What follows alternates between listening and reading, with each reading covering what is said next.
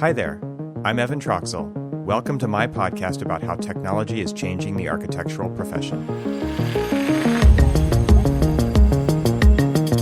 Hey everybody, it's great to be back in front of the microphone.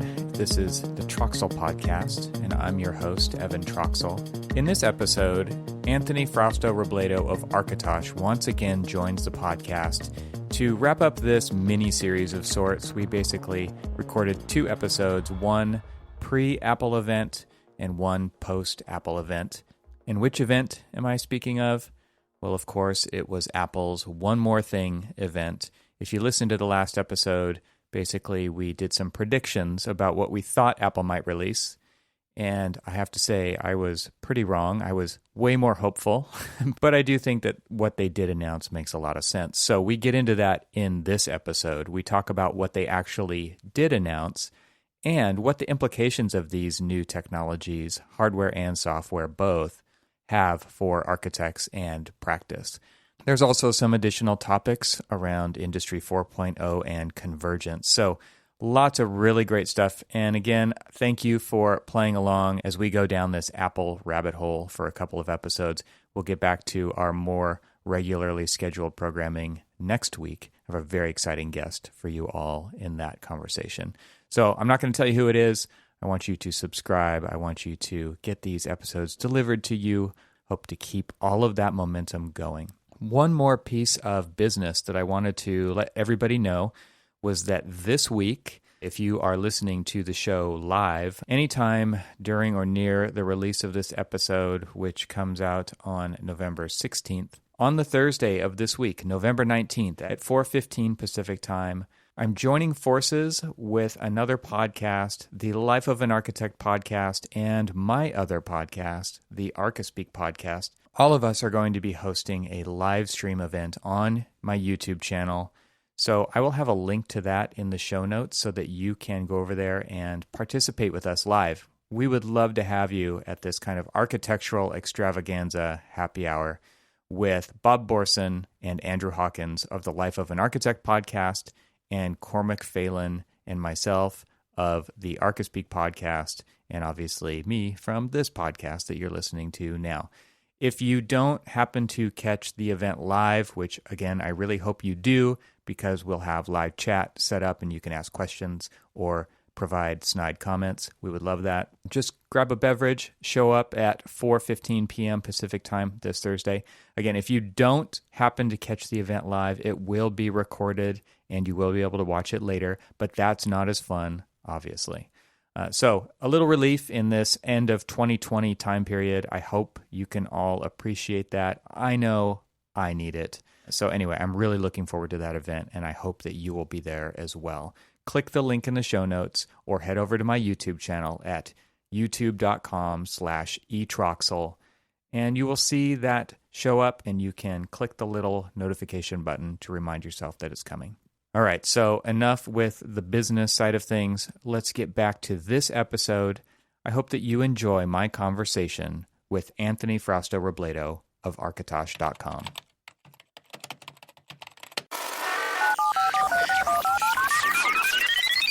Anthony, welcome back. Let's do this again. The fast follow-up on Apple's latest One More Thing event, which was really fun. Yeah, it was great to see it all. Definitely really a lot of fun. Yeah, and I think like for them to pack all of that into 45 minutes is pretty incredible. Like I think that's one of the benefits to doing it this way versus a traditional keynote that Apple has always kind of stretched out to 2 hours or so. And now they're making these more often, and they're a little bit shorter, a little more digestible, and focused on product types rather than kind of trying to run the gamut. Yeah, definitely. And I actually think they're going to do more of these because they're impressive. Yeah. And they save everyone a lot of time, actually. You know, they do. It's hard to watch the stuff in the middle of your workday as it is. So it's nice. Well, and imagine just before of like filling theaters with people, flying them all around the world to get there so that they can be there in person. And that's not happening, right? So you're right. It is saving people a lot of time. Yeah, definitely a lot of time. So let's start off with kind of the overall theme again. One more thing. So Tim kind of started it off and said, here's everything we've done this year so far, but we really have one more thing. And so where a traditional keynote would have ended with this and they would have packed, something really surprising in, they really did save kind of the biggest surprise, an event unto its own for the end of the year. And it was just really well produced, well done, I thought. I definitely agree. And it was, I think it lived up to the saying, Steve Jobs' famous saying. I was definitely deeply impressed, though there are some issues as I've peered into the new M1 systems. There are minor issues that I think are going to really nag people like you and me, but so it'll be fun to talk about that. Yeah, I think the other thing that's always impressive to me about Apple is that they use this as a platform to kind of celebrate their users instead of just purely using it as a vehicle to launch products. I think this is something that good companies do well, which is inspire people to kind of go big, right? And so, like, one of the quotes Tim said in the beginning, he said, "All around the world, people use the Mac to do remarkable things. Like the Mac itself, they challenge the status quo, they take chances, they create, they innovate, and they use the Mac to help change the world, and we'd like to celebrate them." And I love that kind of stuff because it just gets your blood flowing. Like it's inspirational words, and then they back it up, and they've got this great kind of provocative black and white short films that they put together, and people are doing incredible stuff in it. And it makes you want to, like, that's what I want to do with my computer, right? And I think that kind of, I will get into this in a little bit, but like Apple kind of shies away from actual specifications. Like I don't think they mentioned megahertz or gigahertz once during this. No, they didn't. But I think real creatives are just like, I just need a tool that does the thing that I want to do as fast as possible, or as fluidly as possible, or as seamlessly as possible. And when you see people actually doing that, like they're in the flow, they're 100% in, and I think that's why they can get away with that. Is they really make it about being creative. Yeah, I completely agree. It always gets my creative juices flowing whenever I see one of these presentations, and they do such an awesome job of like inspiring you to just do something amazing on your computer, or your iPhone. I definitely came away from this event thinking, what should I do next with my free time? What should I pursue?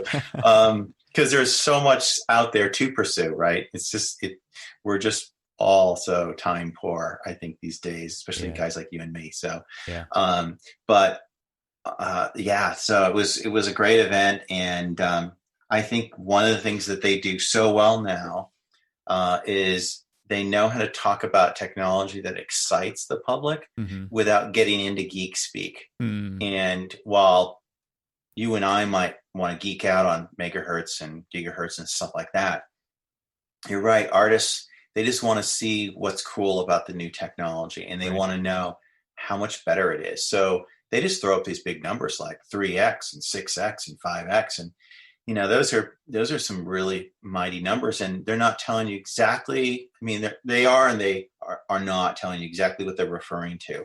So you kind of need, for you and me, we want to dig into this a little bit to see, well, what else are they saying but not saying? Or, and there are some significant things, but I think at the end of the day, these machines are killer. And killer is the right word too, because they are, I think they're going to take a huge chunk out of the market with these laptops. The prices didn't go up. They're delivering so much more processing power per watt. Just the length of time you could watch. I think it was the new 13-inch MacBook Pro. You can watch a video for like 17 straight hours or 18 straight hours, something crazy like that, right? That is so incredible. I'm thinking, that's interesting. So on the longest flight I've ever been on in my life, to like you Singapore, won't have to plug in.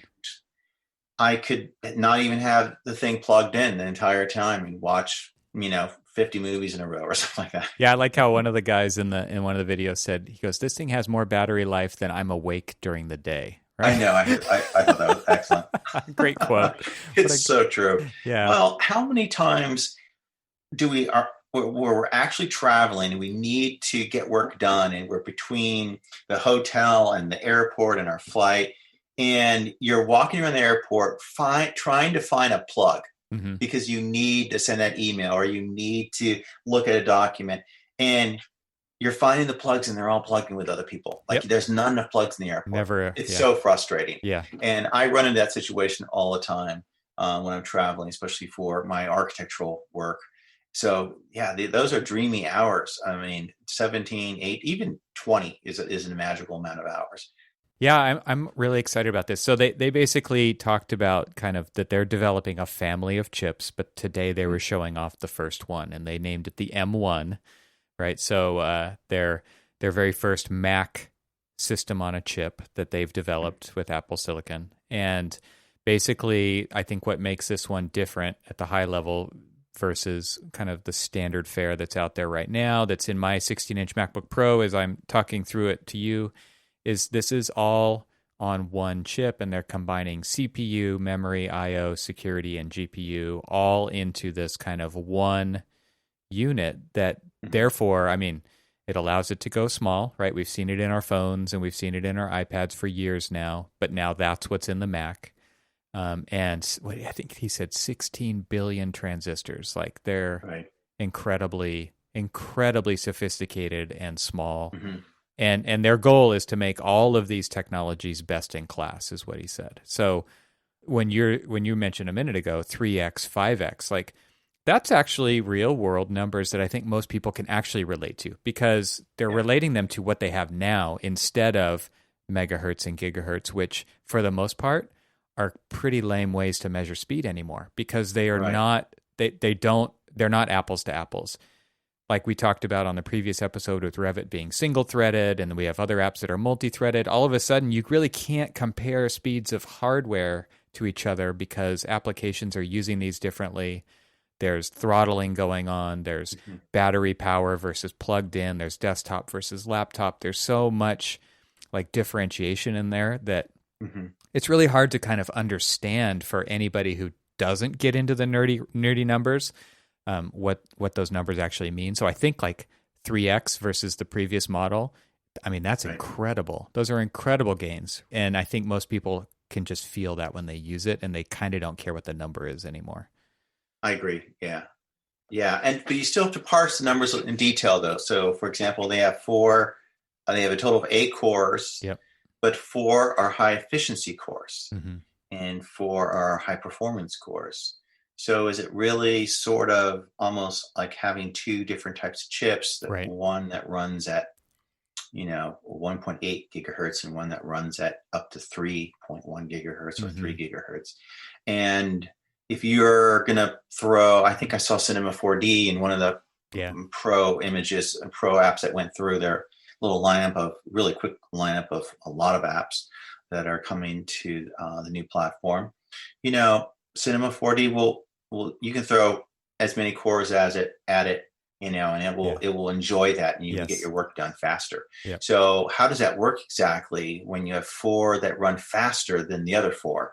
Like that's a question I'd like to know. Is the rendering stream really just going to target the 4 high-end cores then and leave the slower ones alone, or will it get some of the rendering work done on the slow cores too? That's an interesting question. But regardless of those details, and all of this will come out as people start playing with these new machines.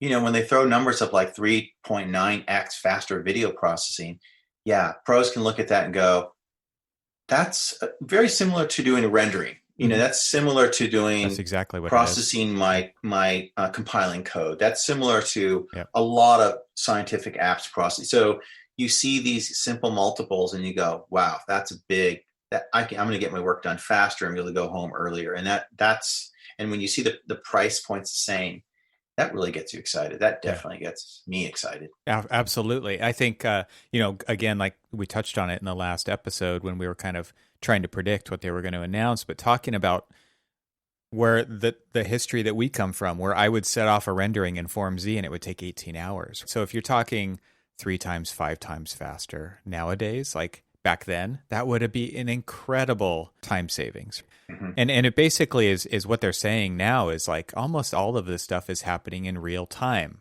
I mean, Mm-hmm. when you're talking about a 5 times increase in productivity because of that, you're not waiting for the computer to do that thing as long. That's huge.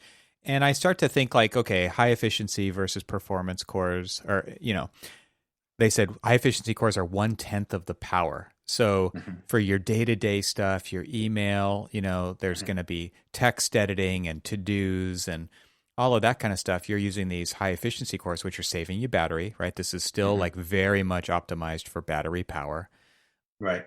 Before, when, back in the day, we used to send something to render. We couldn't do anything else on the computer. It sucked everything up. And so now I think what they're saying is like, we're saving some of that for you to do other stuff because we know you can't really take the time to go off and just let the computer sit unless it's overnight. If you want to get work done while the computer is doing this other really intensive thing, you can, because we're saving some margin for you to do that. And by kind of segmenting these chips into different buckets for optimized tasks, that's actually more useful, I think, over time. It may not be more useful right when you need it, when you say, no, I want all 8 cores. But over time, it actually is going to save you time. It's just hard to kind of think about it that way. Yeah, no, I mean, these new chips are kind of like a hybrid car. Yeah. The ones that go into electric mode and then gas mode and back and forth. Yeah. I mean, they're balancing. It's a balancing act between all of these different kinds of activities you do. But speaking of like rendering overnights, what did you think about? Were you surprised to see the Mac Mini be one of these machines? And I was. I mean, a desktop computer. It's such an awesome little machine when you think about a render farm, right? And they even mention a render farm. Yeah. And putting up these big GPU and CPU improvements, I mean, you could build one killer little render farm now with a bunch of those. Yeah, and they dropped the price too, right? So like I've got a 2012 Mac Mini sitting in the other room because that was like the last great Mac Mini before this latest set. Everybody kind of coveted the 2012 Mac Mini, and that's what I replaced that old quad-core Intel I was talking to you about last time. I replaced it with a Mac Mini that blew it out of the water. And so, you start to think about like what you can do in a little package, a headless package like that. And one of the concerns I saw with the Mac Mini was they omitted the 10 gigabit Ethernet off of it. But that is possible through the Thunderbolt port. So if you're talking about a render farm, you don't need, like, I think they have 2 Thunderbolt ports. So you've got one for video if you need it, but in a render farm, you typically don't. And then you've got that other port for Ethernet, because if you are doing network rendering, right, if you are doing server farm type stuff, you need fast transfer speeds onto the network. Right. So it seems to me like that is potentially the answer for high-speed networking. Right. I didn't notice that. That's interesting. So there's no Ethernet on it. I don't know that there's no Ethernet. I think it's just not 10 gig instead. I think it's 1 gig. We should do some fact checking, real time fact checking here. But I'm pretty sure that it has Ethernet, but just not 10 gigabit. Right. Yeah. Well, I still think, I agree with you that speed is important. But once you send a big load over to a render farm and just let it run, I mean, if you're doing a big, ginormous animation, that's a great thing to have. And I do quite a few animations now just in artificial practice with like tools like Twinmotion. Yeah. And I have, a pretty beefy iMac Pro at work. And I love the machine. It's a great machine, but it was also $5,000. Yeah. Yeah. So you better love your machine when it's $5,000. Yes, you should.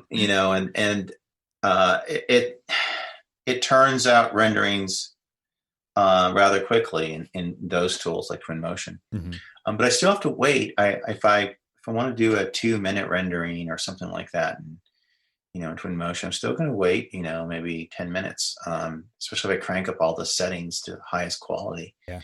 It'd be great if you didn't have to wait at all, right? If you just say, I don't need to take a coffee break or a bathroom break. I'm going to get my result now.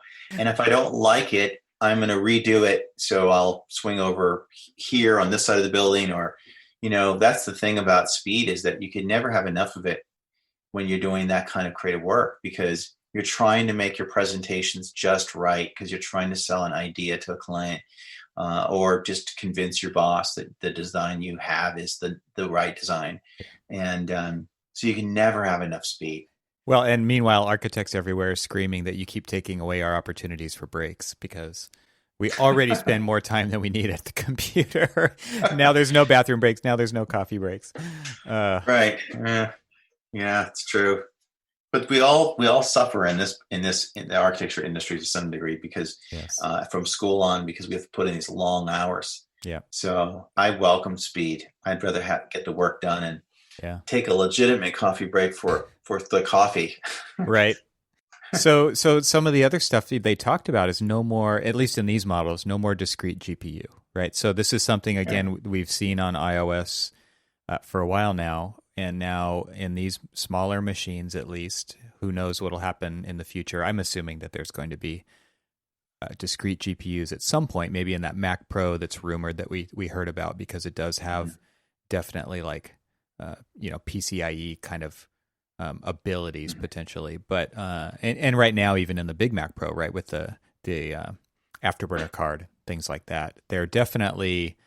I mean, that's what makes a Mac Pro, right? Is its kind of modularity and the ability, depending on what your needs are, to plug in something different. But in these ones, like up to 8-core GPU, 2 times the performance at 10 watts, which is pretty incredible, right? I mean, and this is because the hardware and software are working together, right? They have got their Metal APIs, and as long as the application supports it, which, hand raised, full transparency, like most architecture apps are not on that, right? They're on the CUDA system with NVIDIA. And so I think that's kind of where I see some big question marks as far as bringing this back to architecture is, how is this going to fare in the apps that we're using that really are dependent on the NVIDIA CUDA technologies? Right. Well, it's a really good question how Apple's graphics and with its Metal API will fare in long-term competition against NVIDIA, right? With its CUDA architecture. Everyone raves about CUDA and how remarkable it is. But when you talk to some developers about Apple's Metal, they'll boast if they've really optimized their applications for it. They'll talk about how remarkable it is, and it's even more remarkable as a development environment on some level because it has a lot of the simplicity of programming for OpenGL, but with a lot of the benefits of programming for like Vulkan or the more bare metal optimization graphics APIs. So you get kind of the best of both worlds, and I just don't know yet. I mean, I'm very curious to see where things shake out on some of the professional apps that I work with, and how they'll fare. I know that they are re-architecting the Mac version of Vectorworks entirely for Metal, and I imagine for ArchiCAD too. And so they're ripping out all the OpenGL. Not all of it will come out at first, but a lot of it will. OpenGL is deprecated, but isn't gone. And so it will be interesting to see how those tools perform on these M1 processors. I can't wait to see that. Maybe we'll be pleasantly surprised, and we won't be missing CUDA.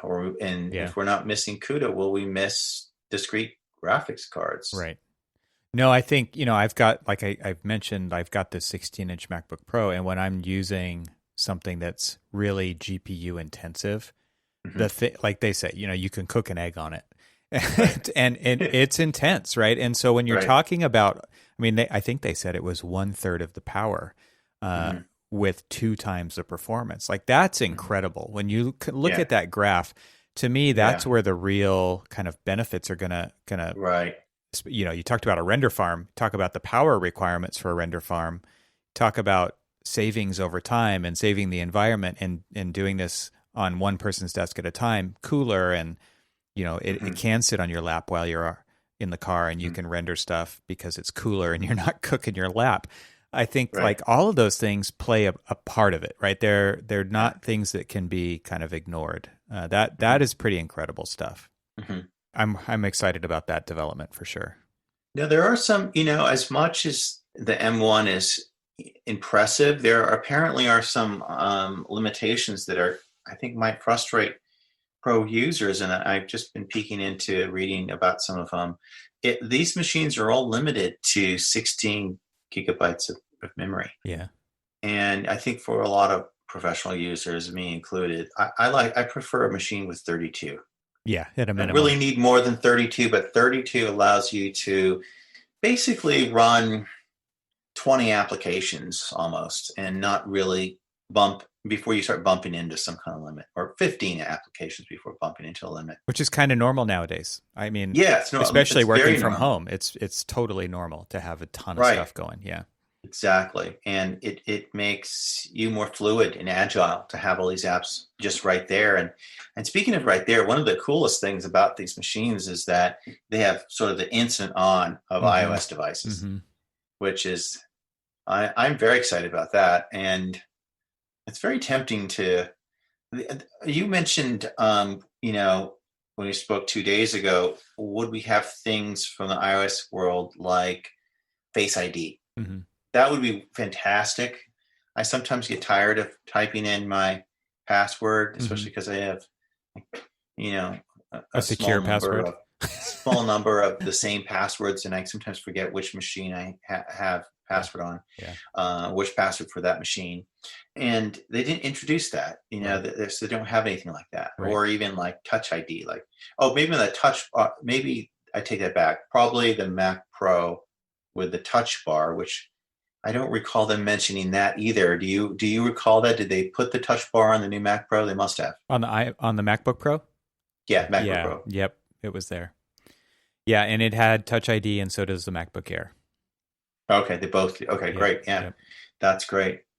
Having fast access to your machine when you need it is great, because these machines go to sleep, and it's nice when they go to sleep because they also, if you leave them for a while, they also become more secure and private to you, right? They close down, so people in your world at work can just, you have some privacy with your machine and your email and all of the stuff.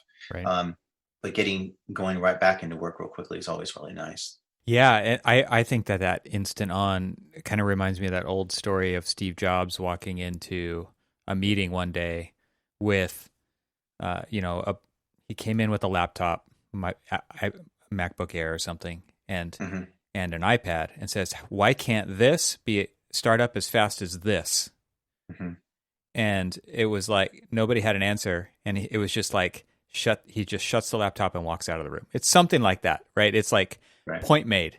And man, how long has it been since he said that? And it actually happened. And what did it take to get there? I mean, it wasn't going to happen in traditional, the old school Mac OS. It just wasn't going to happen. And so now you start to wonder, was it Mac OS or was it the hardware? Right. And obviously it's a little bit of both, but it seems to me like it was more on the hardware side of things, that they were constrained by these other companies. Yeah, I definitely see that too. I think it was definitely mostly about the chip. Yeah. There's something about the ARM chips that allow that immediate ability to come right on. And maybe that has to do with the fact that they were designed to be chips in phones. Yeah. Interesting stuff. So the other thing that they've got integrated on this chip is the neural engine, right? And we did talk a little bit about that. So they're just talking about, and I think they showed it on each of the computers that they talked about, how much faster it can do machine learning kind of processing, using, apps like Pixelmator, where turning up the resolution on a photo and automatically sharpening it, and, looking for edge detection, things that are machine learning is really good at.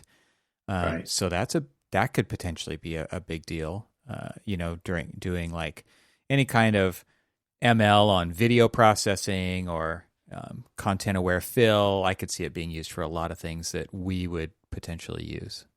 Yeah, I've been personally lately, I've been exploring Ancestry.com because my daughter got me one of those DNA kits for last Christmas. So I've been making connections really far back to cousins, and these are like third cousins, but going back several generations to our common ancestor. And, it's very common in families for photos to be passed down the line. And often they have good notes in the back of them and names, but some of them don't. And eventually the oral history that was shared in the photos gets lost, and you no longer know exactly who people are. So suddenly you're trying to figure out, in this context of like ancestry.com, who people are, and you're sharing it with distant cousins, and you're trying to figure out this stuff, right? So I have a whole bunch of old photos and people I do know, like great grandmothers and stuff like that. And of course, these photos were taken in the late 19th century. Mm-hmm. Some of them aren't quite as sharp as I'd love them to be. Mm-hmm. And I think about this machine learning technology and what they can do to enhance the resolution on some of these images. It gets me very excited. Yeah. Yeah.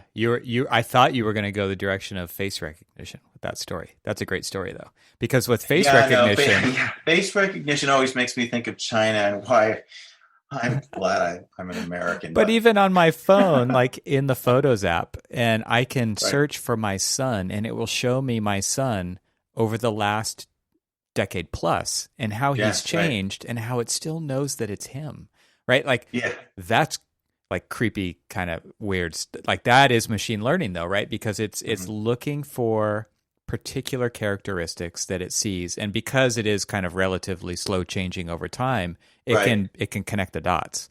But then you look back at like the whole catalog, and you're like, whoa, that's creepy, right? That it knows. That's creepy. But like in my case, the same need to sharpen photos can be applied to the work world. And just today, I was on a job site today up in Vermont, and we were trying to figure out the depth of a beam that was way up in the ceiling. So the contractor throws a tape all the way up there, but I mean, it's like 15 feet above his head. And he's like, take a picture with your phone and try to zoom in. So I do that, and I have the iPhone 11, and I'm zooming in, and I'm like, I can't make out the numbers on the tape. It's too blurry. So I zoom out, and just to one, because we talked about this last time, about, these algorithms being applied to telephoto using software. So at 1:1, it took the picture, and then when I zoomed in, I was able to kind of make it out much better. But it's still not as sharp as I'd love it to be. And obviously, if you're trying to get real dimensions and be very precise, you want it to be very precise. Yeah. So I think I'm excited about this machine learning, because I think there's all kinds of practical applications. Yeah. Sharpening pictures and zooming in.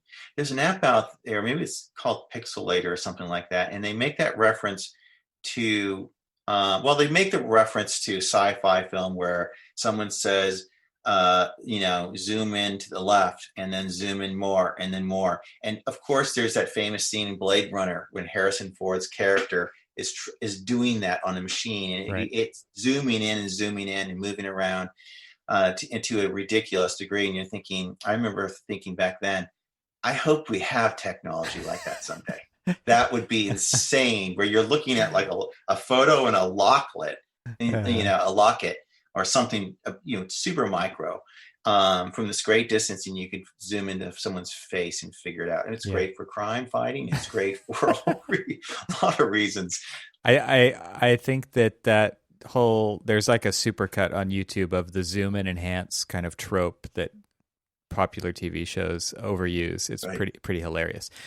There, a pro tip right now on your iPhone, just in case, if you are using the 1X camera, which I think we use most of the time, it will do the neural engine processing on those photos only if in the settings for the camera you have show photo outside of frame turned off. Pro tip out there for all of you listeners, because I used to have that turned on, because then you could see a little bit of the picture underneath the buttons on the screen. And I didn't realize I was getting none of these extra enhancements by doing that. So you have to turn that off. It doesn't explicitly tell you that in the settings, but somehow you're just supposed to know. I don't know. Anyway. Wow. Yeah. So that I take it that's the default then, and therefore I should turn it off. I can't remember if I think I turned that on. So I think that this processing is on by default, but if you turn that setting on, it turns that off, and nobody's the wiser, which is unfortunate. I think it would be nice if a little warning popped up or something that told you, if you do this, here's the outcome. And I will say, like, taking photos now with that setting turned off it's noticeably different in certain circumstances for sure. Like you really do notice the neural engines work at that point. So you can get those super crisp images. Yeah. Yeah, that's great to know. Thanks for the tip. Yeah. So, okay. So what else do we have on there? We've got so this goes back to something you talked about earlier, the unified memory architecture, right? So you said, the machine tops out at 16 gigs of RAM or the system. I don't expect that to be the case in the future with like the Mac Pros and maybe the larger MacBook Pros. I could see that. But it seems to me like their justification for that now is that there's like this memory swap going on between memory in quotes and processor and like all the GPU, the CPU, the memory. It's kind of like, it seems like it's able to share. Do you have any additional things on, any insight into that? I agree with you that I think they're going to get past this. This is a limitation with the M1, but I don't expect it to be a limitation with the M1 X or Bionic or whatever they're going to call it, or if there's going to be an M2. But I think it's a die size thing. I mean, they're jamming so many specialized units on this. I think the die size is estimated at 120 millimeters. Is it millimeters or micrometers? I have no idea. Something ridiculously small. Yeah. And I don't see that being an issue in the future either. I think my thought when I heard about the limitation was that perhaps the unified memory architecture, which I don't really know much about in terms of its performance advantages, but I'm sure there's obvious an advantage there. I mean, everything is right there on the chip, where if your memory for your GPU is on your card and to get stuff over there, you have to travel through a bus. Yep. That's obviously an inferior way to go about it. So I think the chips just need to get larger in order, but it begs the question: what will they do with the iMac Pro and the Mac Pro? Because people want to stick, 156 gigabytes of memory or something like absurd like that in those Pro machines or whatever they hold, and how will they do that? Well, it doesn't seem probable that will all fit on a chip. So I could understand why they started with these machines, and they need a lot more time to think about how they're going to translate this architecture, which was designed for mobile devices with much smaller memory needs and just a simplified user case, and apply it to machines like Pro machines that have a huge diversity of user cases and diversity of requirements in terms of just technical requirements. I don't know what the answer is, but I think I have confidence they will figure it out. Yeah. The discrete card, you mentioned that earlier. I could see Apple finding a way to have both. The option for discrete graphics, but also the benefit of having integrated graphics. Because their integrated graphics seem to really haul ass. So I think that could be the baseline for Pro machines. They don't have a discrete card, but you can get one and put one in. Yeah. So you talked about the different use cases. Let's talk a little bit about the apps that we saw running. So we did see some 3D, but we didn't see anything like architect specific, but we did see Shaper 3D, which you kind of alluded to, which was really cool to see. So definitely like pro level CAD and that type of app on display with Cinema 4D, with Shaper 3D, obviously with the gaming stuff, lots of 3D, lots of rendering and effects and things like that. But we also saw the ones that I was thinking would be the low-hanging fruit, Final Cut Pro, 6 times faster rendering on the timeline, right? In these very small machines. Like that to me is where I think like I'm really excited to see how the 13-inch MacBook Pro stacks up against my current i9 16-inch MacBook Pro. And it's probably going to make me cry at the same time, right? But it's incredibly exciting to see that much faster performance in a much smaller package and still be able to drive the large external display, et cetera. There was actually an architectural tool that was shown. I'm not talking about Shaper. I'll talk about Shaper in a second, but they did show Cinema 4D. I saw Cinema 4D in there. Yep. And which is exciting because a couple of reasons. One is that's a great tool in the AEC space, and more people should probably try to use it. It's phenomenal. It is. I've used it quite heavily in the past years, and it is a really fun program to use too.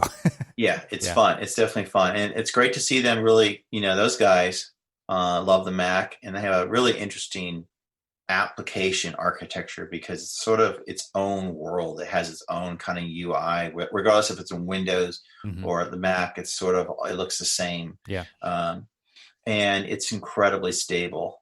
It's a great tool, but I will say that's exciting to see that in this demo, because it'll be great with a tool like that takes advantage of all the cores to see how it actually performs with these 4 high performance cores and 4, efficient cores, power efficient cores, and see what the outcome is. I think that will be very interesting. The Shaper guys were there, the part of the segment where everyone was just really happy about the testimonial segment. Yeah. Yeah. The happy testimonial segments. And they were just waxing over just how powerful it is. So the Shaper guys had promised me some stats. They wanted to wait till this came out to share them with me. And they have some stats to show how much faster their Shaper 3D tool is, and it has never been on the Mac before. It's actually an iOS tool that was built for the iPad Pro with the pencil specifically. It requires the pencils for input. So they were very excited. It was very interesting to hear what they said a little bit in the presentation, that they've been kind of waiting for this day. They never told me that before, but so I'm anxious to see the stats, see how they compare. I hope they'll give me stats to show how they compare to the iPad Pro. And we'd really like to see that. And that's a award-winning Apple app. They won an award at last Worldwide Developer Conference. And they're incredibly bullish about where Apple's going, and with Apple Silicon. And they are the developers that really believe that where Apple's going with this M1 architecture, or these ARM-based chips, it's going to change the landscape of computing. Yeah. And we'll just have to wait and see what the competition does. Because there's good competition out there, and AMD doesn't manufacture their own stuff. They too can go to the same guys who build these chips for Apple, and they have a phenomenal processor out right now in their Threadripper. So it's good to have competition. Yeah, for sure. I think the Affinity apps were kind of showcased in that segment as well, which Affinity Designer, Affinity Photo, Affinity Publisher. I think those are the 3 that they're using to really compete with Adobe. And I've seen this demo before. They actually have presented to our firm, and because these are viable competitors to the Adobe products, and he just kept zooming in and zooming in and zooming in. They're talking about these kind of vector-based applications, and he said we're at 100 million% zoomed in. That's how much information is embedded into these creations that people are making potentially. And I think that's incredible, because we've come through the days where, oh my gosh, do you remember Photoshop and Scratch Disk Space, and trying to decide where to have Photoshop store its temporary stuff in memory so that you could actually work on a big, that's not a thing anymore. And now we're looking at the ability to zoom in 100 million%, right? Talking about zooming and enhancing, it's all right there. Right.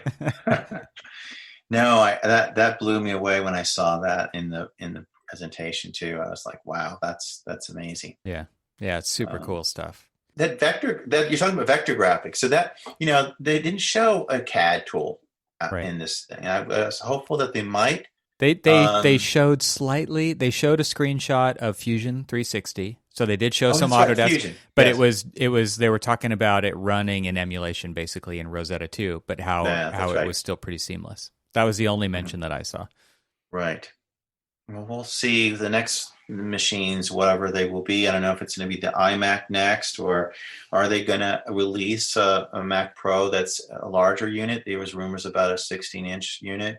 Is the 16-inch unit going to use the M1 or an M1 variant? Or, what do you think about the chip name, by the way, M1? I kind of saw that coming. They've got the They've got the A series chips. They've got the watch, the W series chips. I kind of thought they were going to do something different for the Mac. Yeah, I thought that was pretty potentially obvious at that point. But it was just kind of confirmation when he said, and we call it the M1. So it shows that, like, okay, this is the very first one. And I think about like the A14 Bionic, right? And you're like, it's an incredible graph over the years of increases in speed. And so what's the M10 going to look like, right? And is BMW going to come after them when they have the M3 and the M5? Right. Yeah, we didn't take a guess at the chip name when we spoke a few days ago, but I thought maybe they would have AM1 or something like that. Like the Apple. But this chip isn't that different from the A14, actually. The A14 is 11, so it jumped from 11 to 16 billion transistors, right? So that's around 35% increase. I think they struck a good balance between going for performance and the battery life thing. Yeah, right. And because they really, these battery improvements are pretty remarkable. So if they pushed it if they made the chip bigger, and they could have made it bigger, I think this chip's much smaller than the chip in the Intel chip in the MacBook today. I don't know the exact percentage smaller, but I'll figure that out. And so they had room. They could have made this larger. They could have they could have been 12 cores. They could have done a lot of things, but it seems like they wanted to strike a balance. And it really, I think, began with what's the optimal thing to do for the MacBook Air, and being able to run it without a fan. That's cool that there's literally no fan in this. This is a completely silent machine. And I think the Mac Mini is also fanless now, right? That's a completely fanless machine. No, it is not. It does have a fan, and so does the MacBook Pro 13-inch with the M1 chip. Okay. They both have fans, yeah. So conceivably then, those two machines are faster. Because you can basically, from what I understand, the MacBook Pro, the differentiator is you've added a fan to the chip rather than do something with the chip. Yeah. The chip is obviously tuned differently with software so that it will utilize the 4 high-speed cores all the time, or most of the time, and just turn on the fan when you need it. Yeah, I would assume some kind of throttling is potentially happening on the fanless designs. Yeah. Any other kind of things that stood out to you on the hardware releases besides speed? I think it's interesting that all of these machines, I thought this was super funny because this is such an Apple thing, but they're showing these photos of like students and artists with the Apple XDR display. Like, they can't afford that. I know that they can't afford that. They're starving artists, they're students. These machines all drive the new Pro Display XDR, which nobody buys, right? I know, exactly. It's an amazing. I don't understand why they don't have a screen that normal folks can afford. Right. It's that those are remarkable displays. And they already do make the screen. It's right there in the iMac, like you talked about. Come on, Apple. Jeez. Yeah. Well, especially when you're going to drive down the price of the Mac Mini, right? That price is so low. I'm going to get one almost immediately because it gives me the ability to start testing various tools on it, and it's just so inexpensive. It's the price of a really nice phone upgrade. Right. Yeah, absolutely. I agree. I think that I was thinking about my daughter using my old 2012 Mac Mini, and that fan is screaming all the time because she's just using Chrome, right? Chrome's a hog, but still, like, she has to use it for school. And so I could imagine a machine like this just being completely silent on the desk and being a much nicer environment to sit in all day long while you're on a computer in school. So the other thing that stood out about the hardware is that they didn't really, like I said, I think the rumor was Bloomberg, I think, first said this, that the hardware in terms of industrial design wasn't going to change very much. Yeah. Right. Yeah, I was hoping for for a different look. But you didn't Yeah, think a they different would. look, and yet they didn't even do anything with colors. Like I thought, maybe they can change up the metal colors or something like that. I mean, they're able to do it with a phone. Why not do it with these computers? Right. Yeah. Um, I thought for sure they would, because now you're like walking through the airport and like you can't tell if it's an M1 I MacBook know. Air or if it's a Intel MacBook Air. Come on, Apple. I know. They literally didn't do that. I mean, you think they'd put a big M1 logo on or something. Well, the other interesting You're thing gonna have to to get an M1 sticker and add it onto your you got to do it MacBook yourself. Air. Yeah. I mean, Yeah. I think it's so funny too to see these films that they put together with people using their computers to build, and they're almost always MacBooks, right? They're almost Mhm. always a glowing Apple logo MacBook too. I'm surprised Right. how many of those they still show and how Apple just hasn't gone back to that. Man, those alone, I'm sure sold computers for them. All right. Yeah. Yeah, that's I miss those. There's one thing that I wish they did more of, and this gets back to what we were talking about, how they don't geek out anymore over things, but they just kind of put up these simple numbers for people to digest. But they compared, the 8-core GPU performance to, the latest PC laptops, but Yeah. they didn't clarify, and maybe it's in the footnotes somewhere, and I'll have to be able to dig through it. Um, are those laptops with integrated graphics? Mm, So if they're 2 times faster than other laptops with integrated graphics, well, that's not such a massive big deal. But, because if you want to get this MacBook Pro, how does that fare against, a rival Windows machine? And somewhere in their presentation, they did say about the first laptop they showed, the Air, mm, that it was faster, I think, than 98% or right. something of all Yep. the laptops with integrated graphics out there. So, these things go quickly and there's lots of details. I do want to watch the presentation again to kind of see what I may have missed or misunderstood, but I want to know how these machines compare not just to the present current Intel version, but also really to the Wintel competition.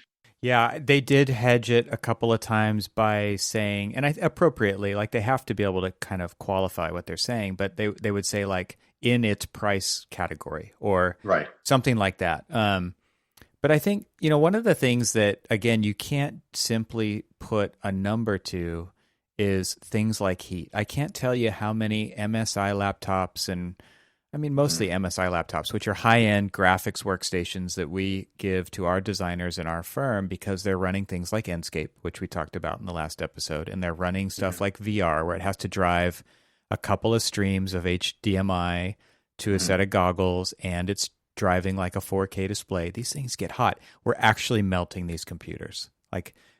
And so now when you're talking about twice the performance at a third of the wattage, for example, like those things don't come into consideration when you're just talking about raw speed, but those are part of the total experience, and they are part of the more immeasurable side of computing, which people enjoy, but they don't.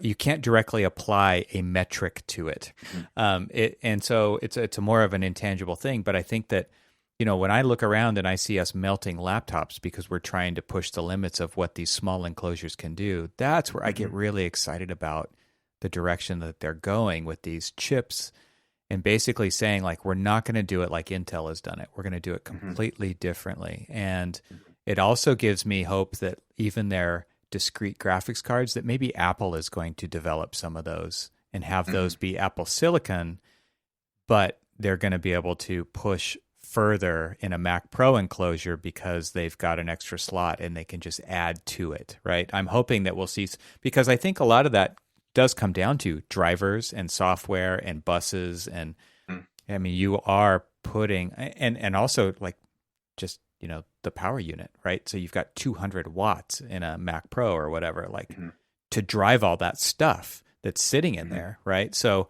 I'm hoping that'll all shrink down and it will get quieter, right? You've got a screaming, melting laptop on your thing. It does kind of ruin the presentation for some people. So those are all things to consider. No. So what kinds of things do you guys put on your laptops and when these situations when they're running? What's generally on the screen? So it's generally like a real-time environment, right? It's Yeah. Lumion, it's Twin Motion, it's Enscape 3D. It is constant, it's got, I think one of the things that real-time rendering has created an issue with is that it is so easy to create visualization that people don't really pay attention to texture map size anymore, right? Find a texture map, throw it in there without any consideration over resolution. So a lot of times the texture maps are way too big for what they should be, where these game engines come from highly optimized, 512 pixel texture maps. Now people are throwing 4K texture maps on things without really thinking about it. And the machines really struggle with that, but they don't want to tell you they're struggling with that, right? They just want to say like, yeah, just use it, right? But there's still some best practices I think people are forgetting about. And the presentations do suffer for that because they've kind of taken away that real like mad scientist kind of thing where when we were all getting into 3D graphics, man, you had to know everything about everything to pull it off and make it render fast because that's all that mattered, right? You had overnight to get so that's why we used electric image because it was 7 seconds per frame instead of 3 minutes per frame in 3D Studio. So whatever, right? Like that's just a silly example. But nowadays, because it's real time, I think a lot of those affordances are just forgotten about, but the machine is still really struggling to make it happen. So those are the kinds of things that we're seeing in these presentations. Is we've got a HTC Vive hooked up to an MSI laptop, and a client is walking through their new building, and everybody else is kind of watching the screen, right? Because only one person can be in VR at a time, and that machine is driving simultaneous streams of HD video, and that is a lot of pixels that it's trying to push all at the same time, and those laptops are still only half an inch thick, right? So it is tough, I think, to make it happen. That's what I'm pretty excited about these new developments because of what it seems like they can do with so much less wattage and cooling needs. Yeah, no, these machines will be great for architecture students too, and just students in general because they're always on the go, and it's inconvenient to plug in, especially if you're in a restaurant or coffee shop and limited availability. Yeah, for sure. The 2x performance of the latest PC laptop chip versus the M1 at a quarter of the power is really remarkable. And 10 watts, I think so. 10 watts is larger than I think the new iPhones. The TTB is 6 watts. I think if I call that correctly, it's definitely a 10 or under. But we're talking about basically sort of peak performance of your phone in terms of its heat and energy consumption, but we're getting 2x the fastest laptop chip performance, and that's just mind-boggling. Yeah. So I don't know how Intel's going to catch Apple at this point. I mean, they are not one but two processes behind, and they struggled for years to get to just 10 nanometers, and now I can't imagine the struggle they will take to get to the next process step, much less 5 nanometers. So they've delayed how many years now just to get to 7? They keep saying it's coming, and then they delay it, and then it's coming, and then they delay it. So obviously it's difficult, right? Like I don't want to downplay how difficult that is, but somehow ARM has figured it out, cracked it. Right, and you mentioned the whole thing about China and the proximity of Taiwan to that country. And so I followed up on that a little bit. So, our government did pass a bipartisan bill in the summer to basically subsidize and fund semiconductor, manufacturing. And so it's going to happen. And Taiwan Semiconductor is actually building a plant in Arizona. Oh, wow. So that's going to happen. Interesting. And that is the company that produces these. The Hong Kong thing really scared a lot of military folks and thinking this is not good. The most capable people in the world, not capable people, but the most capable fabs in the world are actually, all the way across the Pacific. Yeah. Yeah, that's scary. I could imagine. Yeah. I mean, everything depends on this stuff now. So you can't have all your eggs in that one basket out of your control. No, that's Wow. right. Wow. Um, I see a lot of people switching in the next year. What is your feeling about that? If the apps come over, can you see a lot of people who have never considered switching? And I was talking to an architect this morning in my office he was saying, I just don't like the Mac OS interface. It's just so different than I've always known Windows.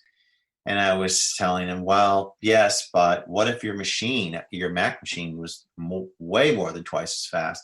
I mean, don't you want to get your work done faster? And the Just, answer was, so he's, yes, of course, but it's just different. And there is some truth in the saying, the best CAD system is the one you know. yeah, It has to do with, if you don't know something, you're going to struggle. So, for sure. but we all know that you learn things pretty quickly. Everyone does. Most everyone. Yeah, and I think these operating systems and stuff are actually making it, especially with now that you're going to see iOS apps and stuff on Mac, there's going to be a lot of things that are actually just easier to use because there's so much of an emphasis on UI and UX.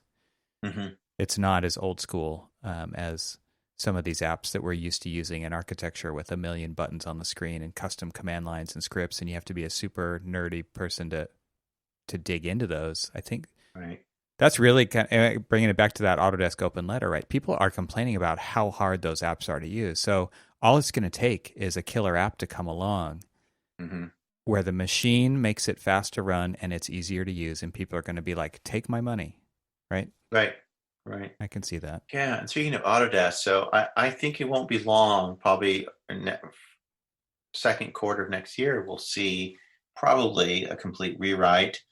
Not a complete rewrite, but we'll see the Mac version of AutoCAD come over to Apple Silicon, maybe in the first quarter. I mean, it's very possible. I mean, Photoshop and those kinds of tools are due in the first quarter, according to the presentation. So that's not that long away. That's really quite reasonable.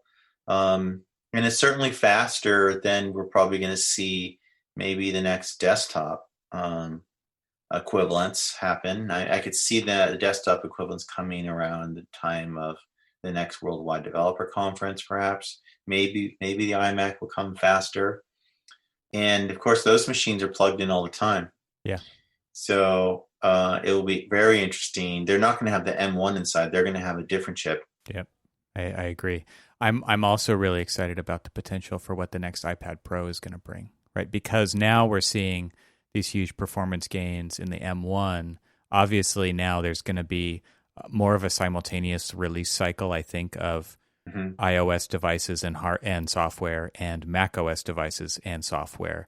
The software has to be in lockstep. If the Mac OS is supporting iOS, like those now have to come together all the time. And if there's a software update for one, there's going to have to be a software update for the other in very short order, if not at exactly the same time. So I could see that also kind of unlocking opportunity for the new iPad line. So we're seeing how the iOS devices are influencing the Mac devices, and I can now see that going back the other way once again as well. Does seem like the strongest Mac lineup ever is going to trickle back into the iOS lineup as well. I mean, the iOS has been the poster child for so long now, the devices, the iPhone especially, right? It's great to see what did he say? 50% of new users are first-time Mac users because of they talked about the strength of last quarter, and they expect that next quarter too. These devices are only going to help that. So I could see a lot of people using this opportunity of a new chipset to switch.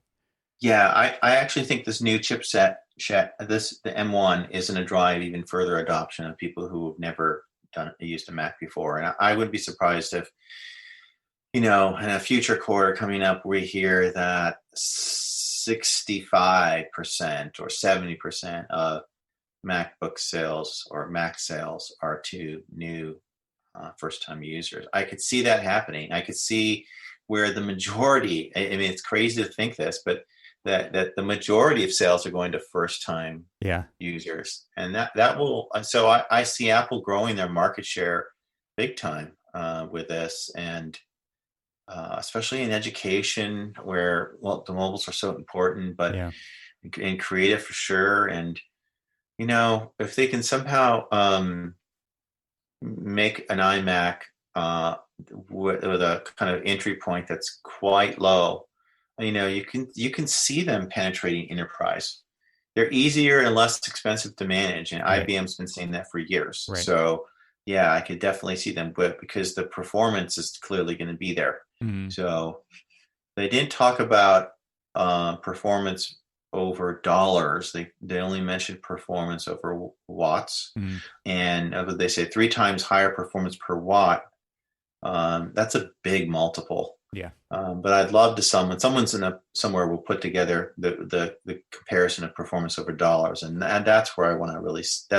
That's the stat that's going to tell us a lot about where this is really headed, and how many more machines they could maybe sell. But Apple said this many times. They don't really care about their market share on the Mac or any of their market, as they've said in Congress under various confrontations with recent political leaders who have gone after high tech. They've said we're not the dominant player in any of our markets. Right. We don't even have the dominant market share. How can we be this company that's abusing the market? Mm-hmm. So I think it will slowly grow. Don't you think that the Mac share will probably at a higher clip than before, but still at somewhat a slower growth? Of course. Yeah. I mean, and I think if you read into it, which I am trying to do here, if you watch all the way to the end of the presentation, there's a cameo by John Hodgman as PC at the end, right? And if you remember where that came from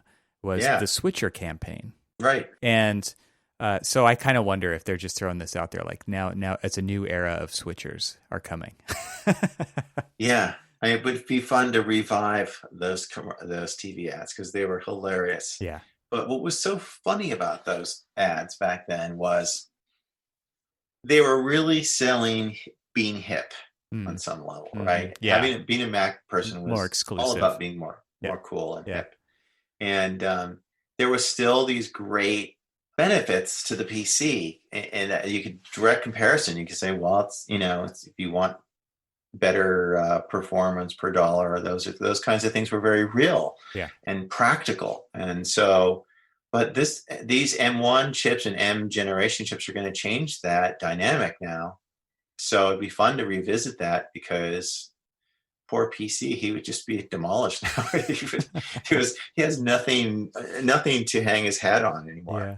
And I would also be remiss if we don't mention kind of their commitment to sustainability and I think that definitely hits a certain market segment that the PC just has no interest, or they're not showing any interest in going after for the most part. So you're definitely going to get, there's definitely a different level of citizenship of people out there in certain segments like education, people coming out of school that we've never seen before, and they want to align themselves with a company that cares about that and does care about changing the world and saving the world.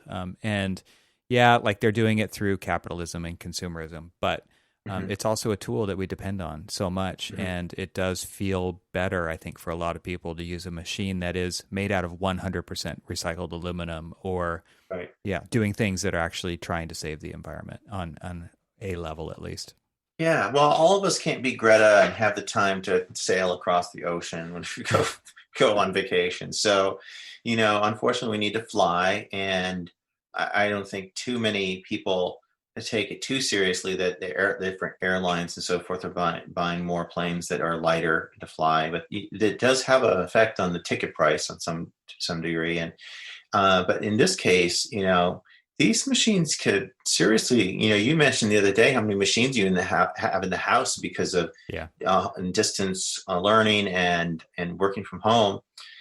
We have a lot of electronics plugged in. So these things are going to save our electricity bill will be a little lower. I think like a lot of people, there's a practicality just putting money in your pocket by buying the right kind of light bulbs and putting things on timers on these apps. And so it's not just the educated Whole Food shoppers crowd kind of, Yeah, right. trying to do everything that's politically correct. But I think there's a real practicality here that could be really measured, and especially when we think about these machines in enterprise settings, right? Yeah, Um, absolutely. and you have thousands and thousands of them. These machines are going to save people some money. Yeah. Yeah. Serious money. Yep. I agree.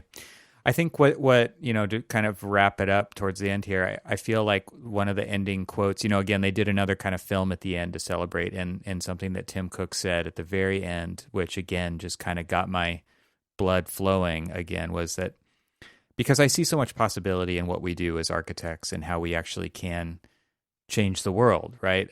He said, advancements of this magnitude only come from making bold changes. And I wish that our architecture firms would think like that, because one thing that we see Apple do time and time again, and not all the time, but time and time again, is they really try to disrupt themselves. They will take their most popular product Mhm. and they will fully disrupt it with something different, because they're so willing to kind of, in a very calculated way, change course for the better, to set their company off to be more successful in the future. Mhm. And so to me, I think those are great words of encouragement to, especially, as he kind of started off talking about how uncertain things are, and how they've still been able to push through that and release these incredible products. It's because they are willing to make those bold changes within their Mhm. organization and within the way that they do things. And so I'm hoping that catches on as well. Yeah, that would be great. Unfortunately, the AC industry is so conservative and risk adverse, but architecture in particular. I don't know. Apple and companies like Amazon, and they're benefiting tremendously right now because of convergence. Mm. And you mentioned Uber, for example, in your talk, which I mentioned last time when we spoke Mm-hmm. about disruption. And so they're making TV content now. They're doing a whole bunch of things, and so are their main competitors. But the convergence of so many things is the distinguishing factor in this era that we're in, this kind of industry 4.0, as they call it in Germany, or fourth industrial revolution. There's just so much progress happening in so many areas, and we're seeing a lot of this stuff converge. Mm-hmm. And the green movement in environmental sustainability is one of the big areas of opportunity, and Apple is clearly showing incredible leadership in this area. Mm-hmm. It's not hitting home with many people still, but in this country, we've just gone through a 4 years where people feel that it was good to back out of the Paris Climate Treaty, that climate science is super debatable when we all know that it's really not. Mm. So I think they're positioning themselves in these areas in a really good way, because I think there's just larger and larger waves of people will come over to that, and And I they'll think already be there. Yeah. they're already prepared, and I think Yeah. that's another just checkbox that says, oh, this is why I'm going to choose this company and their products. Yeah. Yeah. The best companies in the world are ones that show you who you want to be. Right. And Apple does that among other companies. And I think, the way that they're leading by actually jumping into some of these things before other people are willing to, just shows that, exactly what you said, they're going to be where somebody else wants to be in the future. And so it's going to be a Mhm. natural fit at that point. Right, right. I don't know how architects can get there. Certainly, there's firms out there who are kind of trying to. Steve Jobs used to say, "You got to skate to where the puck is going to be." Kind Mm-hmm. of that Mm-hmm. Gretzky The Gretzky saying. quote. Yeah. Yeah, Gretzky quote. And Apple's very talented at doing that. But they also said, I think somewhere in their early intro in the film, about you can't wait for greatness. You got to make it. Yeah. So they certainly attract a certain segment of the population who thinks like that, Mm-hmm. or aspires to think like that. And there's just going to be people who don't.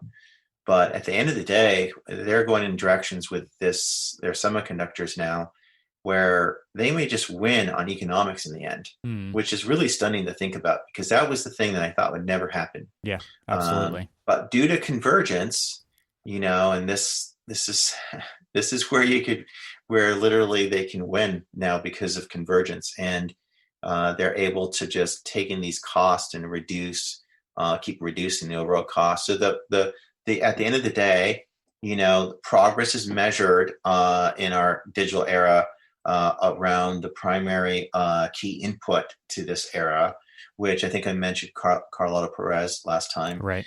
Which had to do with performance calculations per $1,000 for processing units, right, for a chip.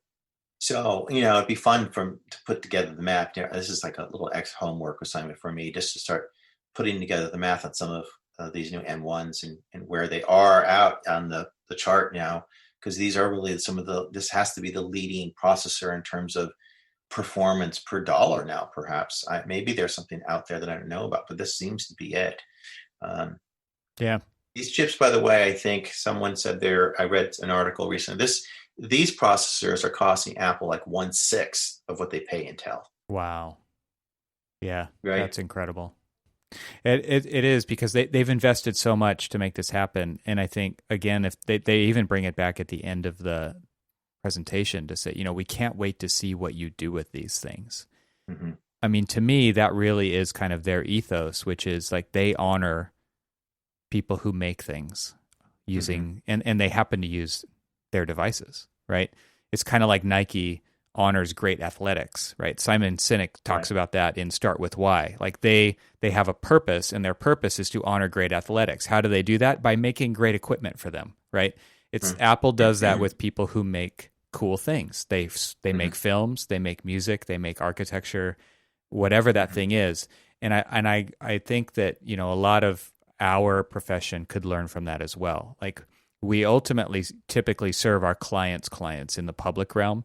In the residential realm, it's much more like direct client work. But we build these things so that people can progress, so that we can make our societies better, we can make our communities better, and serve them in that way. I think if we're reminded of that, if we constantly remind ourselves of that, we can also position ourselves to be in a great place when people want to align with those kind of ideals and those values. It's good stuff, and it's interesting to see Apple in the strategy and how they get there. And you're talking about the whatever it is, 12-year run into ARM, right, to get to this point. That's a huge investment, but it's paying off now, right? And that is definitely playing the long game. Yeah, I agree, definitely. Well, I think we'll cut it off there. It was a fantastic conversation. It was super fun, and I hope we can do it again. Yeah. Likewise. It's always fun to talk about this stuff. Yep. And I can't wait to actually get one of these machines to start pushing some professional AEC tools through it and see how it comes out. So before we cut it off, please talk about where people can find you online, sign up for your newsletter, all of those great things, so they can see once you start crunching these numbers, where can they get at that information? Yeah, they can get at that information at architosh.com. And I definitely invite your readers to consider signing up for our free newsletter, Expresso.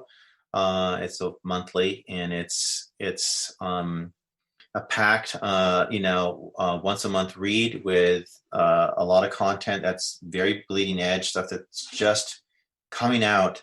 And we focus on everything that's emerging technology in the AEC and MCAT world, but primarily AEC. Awesome.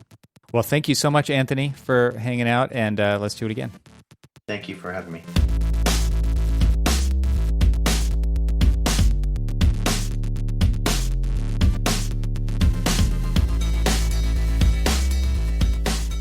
Thanks for hanging out with us today.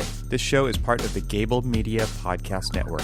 You can see all the shows at gablemedia.com. That's GABLMEDIA.com. You can help support what I'm doing here by leaving a 5-star review on Apple Podcasts to help get the word out, and of course, share it with your friends. I'd love to hear from you, so leave a comment on the website at trxl.co/podcast, where you can find every episode. You can also follow me on Twitter and Instagram and YouTube. Just search for eTroxel. Talk to you soon.